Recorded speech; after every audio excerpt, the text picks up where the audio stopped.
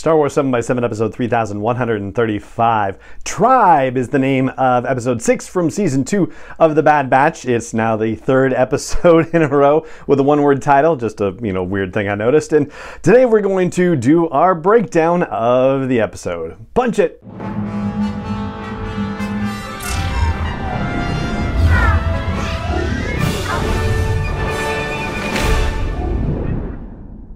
Hey Rebel Rouser, I'm Alan Voivod and this is Star Wars 7x7, your daily dose of Star Wars joy, and thank you so much for joining me for it. So we're going to do our 7 takeaway breakdown situation here. This is a full spoiler podcast for the most part. I mean, essentially it is. So I won't give any more caveats.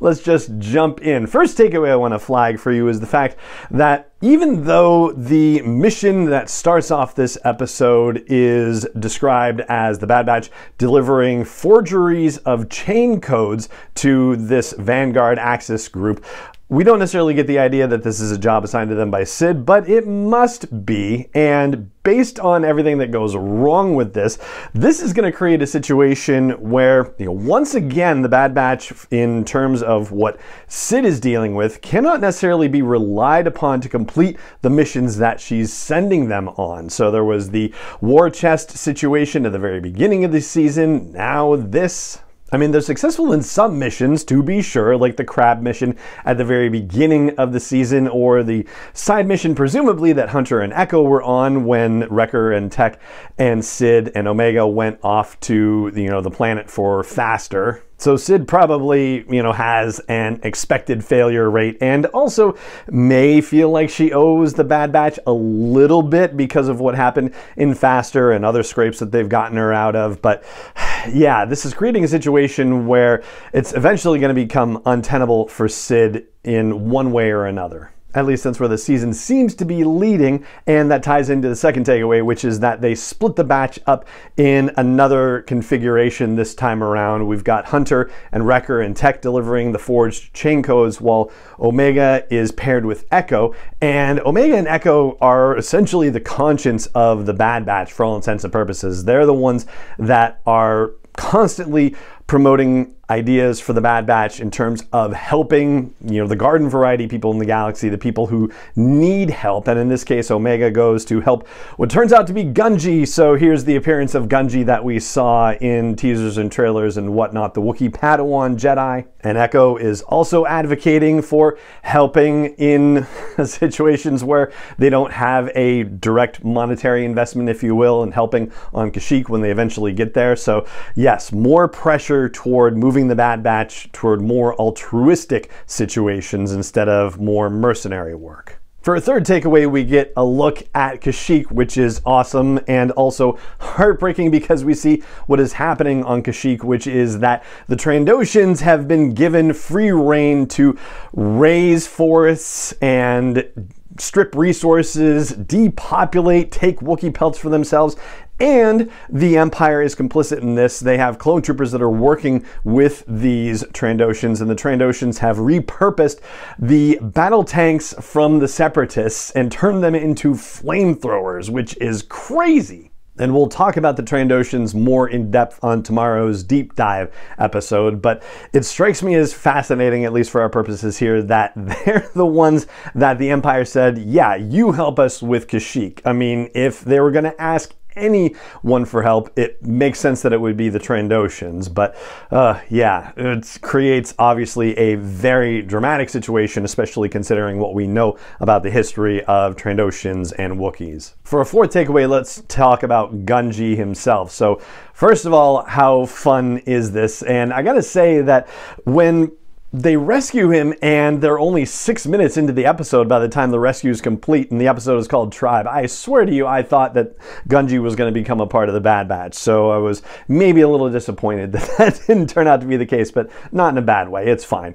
But Gungi being on the run is surprising that he's survived this long, according to the Bad Batch, but hasn't it only been like months since the end of the Republic and the rise of the Empire? I mean, yes, we had a whole season of the Bad Batch and it's quote-unquote months later now that we're in season 2, but I don't think it's been a whole year even, and the Batch has survived and been, certainly very out there in the galaxy, right?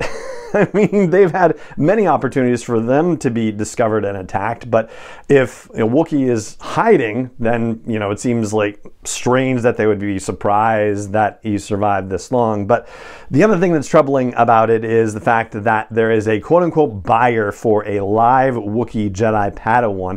It doesn't necessarily suggest that it's a bounty situation. Not a case where the Empire has a bounty on all Jedi or anything like that. No, something else nefarious is going on with this, and we don't get any further information about it. But the way the episode ends, I feel like we're not going to get any more information about it, unfortunately. But I think that's something just to kind of tuck in the back of our heads about this, because, yeah, that's certainly a rather disturbing development. And for a fifth takeaway, let's talk about the whole Vanguard Axis situation. So it's not 100% clear what this organization is. In the audio description, they just talk about a space station that's hanging above a cloudy planet. And so we don't necessarily know any particular details about where they are or what this space station is. I guess it might be in the general vicinity of Kashyyyk, because when Omega says, hey, we should take Gungi back to Kashyyyk, nobody balks and says, well, that's halfway across the galaxy or anything like that. So one might imagine that they're in the general vicinity sector-wise of Kashyyyk. And this Vanguard Axis group, or just Axis group, seems to be composed completely of droids, and so this would make it basically another new notorious droid organization. The Droid Gotra already exists in Star Wars storytelling as one of the rival crime syndicates, and probably a comparatively lesser one to the likes of, the Hutt Cartel or Black Sun or the Pikes or things like that. But now we have a second organization potentially that is droid run and also doing very nefarious things. And there's kind of an open question now of what's going to happen with this droid organization and Cid and the Bad Batch, because on the one hand, they are in possession of these chain code forgeries, so they got what they wanted. It doesn't seem like they had necessarily transferred payment to the Bad Batch, so that means Cid's going to be mad for not getting paid. However, the droid group lost Gungi, and so I guess it's a question of, was Gungi worth more than these chain code forgeries? And if so, then there's going to be a problem from that end of the spectrum as well, and that's also going to put pressure on Cid in terms of her relationship with the Bad Batch. For a sixth takeaway, I want to point out how fascinating it is that the Bad Batch doesn't even blink when the Wookiees go and meditate with the trees and say that the trees have a plan. As they're discussing it, Tech says, oh yeah, they believe the planet belongs to the trees, and then the trees have a plan and they're like, oh, all right, then let's do it. Which is just awesome, I feel like. Just the idea that they don't even question the situation. They're just like, nope, they know what they're doing. This is their planet. These are their ways, and we are totally in on whatever they have in mind. I mean, there's no hesitation whatsoever on the part of the Bad Batch. Can you imagine, like, being on Earth and people meditating with trees and saying, oh, the trees are telling us what to do, right? We would go crazy over something like that. So I really like that as a demonstration of respect that the Bad Batch has for the Wookiees and their culture. And it turns out, of course, that they were right.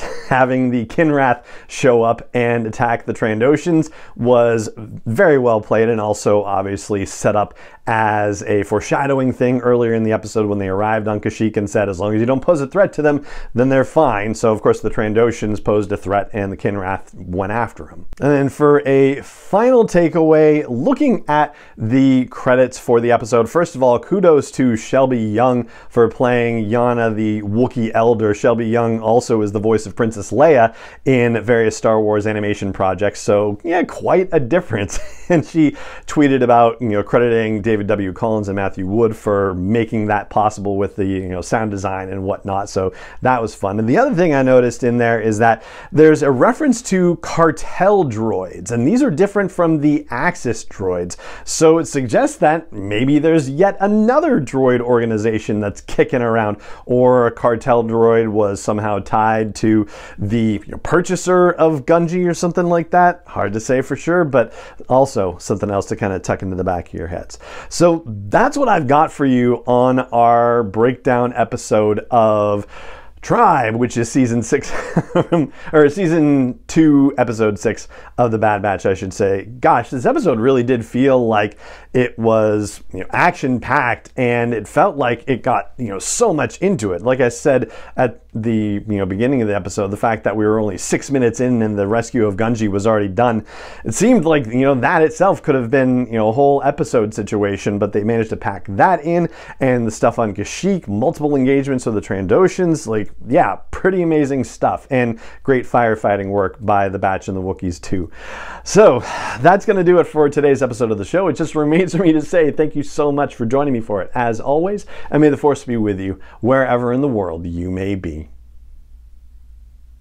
7x7 is not endorsed or sponsored yet by Lucasfilm Limited, Disney, or 20th Century Fox, and is intended for entertainment and information purposes only. Star Wars, the Star Wars logo, all names and pictures of Star Wars characters, vehicles, and any other Star Wars-related items are registered trademarks and/or copyrights of Lucasfilm Limited, or their respective trademark and copyright holders. May the Force be with them. All original content is copyright 2021 by Star Wars 7x7. We hope you love it.